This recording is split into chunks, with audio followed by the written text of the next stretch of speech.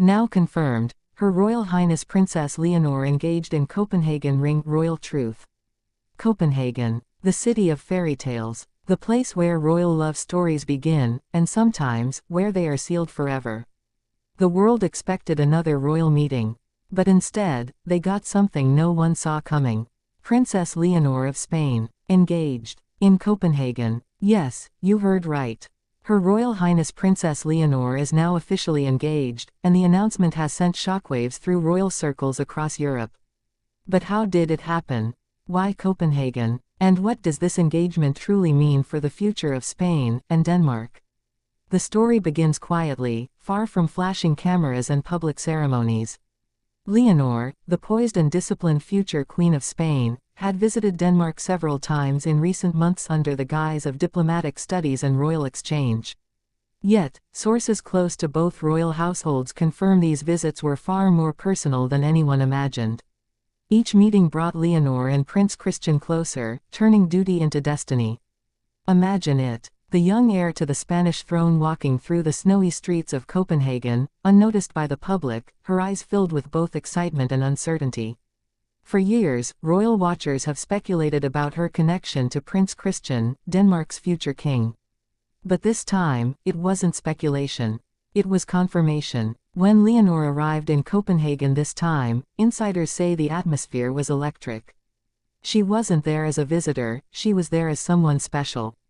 And that became clear during a private family dinner at Amalienborg Palace. It was there, surrounded by both families, that the moment everyone's been waiting for finally happened. Prince Christian, calm but visibly emotional, presented Leonor with a simple, elegant engagement ring, believed to belong to his great-grandmother, Queen Ingrid. It was a symbol of legacy, unity, and love. And according to royal sources, Leonor's yes was whispered through tears and smiles, sealing not just a relationship but the future of two royal houses. But here's the twist. The engagement, though confirmed privately, was not immediately announced to the public. The Spanish royal household insisted on discretion. They needed time to prepare the statement, to calm internal tensions, and to ensure that this union would be accepted by both nations. Because not everyone was pleased. Behind the palace walls, emotions ran high. Queen Letizia, ever the protective mother, reportedly had mixed feelings. She admired Christian, respected his family, yet she knew what this engagement meant. Spain's future queen might one day live part of her life abroad. Letizia's greatest pride was Leonor's independence, her sense of duty. But could love pull her away from her destiny in Madrid? Meanwhile, King Felipe, though publicly supportive, faced political challenges at home. The Spanish monarchy has worked hard to regain stability and respect after years of criticism. A cross-national royal engagement could strengthen Spain's ties to Denmark, or it could raise concerns about loyalty, leadership, and identity. The palace strategists debated for weeks before agreeing. The engagement would be announced in Copenhagen first. The day of confirmation was quiet but monumental. A crisp morning in Copenhagen. Leonor and Christian appeared briefly on the palace balcony, their smiles soft but unmistakable. Cameras caught the delicate gesture, Christian's hand resting lightly over Leonor's, the subtle sparkle of the engagement ring catching the winter sun. It was enough to confirm what the royal families had yet to declare: the engagement was real. Within minutes, headlines exploded across Europe. Princess Leonor engaged to Prince Christian. Royal alliance between Spain and Denmark. Social media erupted with messages of joy, shock, and even disbelief. Royal fans flooded comment sections with congratulations, while experts began dissecting every detail: the ring, the body language, the meaning behind the announcement's timing. But beneath the excitement lay the deeper story, the immense weight this engagement carries. Leonor is not just any princess. She is the heir to a centuries-old throne, the symbol of Spain's monarchy reborn. Her engagement to another European royal sends a powerful message about unity and modernization, but also about love's place in duty. And then there's the public. For years, both Leonor and Christian have lived in the public eye, raised to serve their countries. Now, their personal happiness intertwines with national expectations. Could they balance private love with public obligation? Could their marriage truly merge two royal traditions without friction? Royal analysts say this engagement marks the beginning of a new European era, a time when royal alliances are based not on politics but on genuine connection. Leonor and Christian grew up in parallel worlds, two heirs navigating the same pressures, the same loneliness, the same hopes. Perhaps that's why their bond feels different. Real, unforced. But no royal story comes without challenges. Already, critics question the political implications. Will Leonor split her time between Madrid and Copenhagen? How will future heirs be raised? Which language will dominate their household, Spanish or Danish? Even within the royal institutions, there are concerns about cultural balance and national image. Yet those who know Leonor best say she has always been decisive. Her acceptance of Christian's proposal was not impulsive. It was thoughtful, deliberate.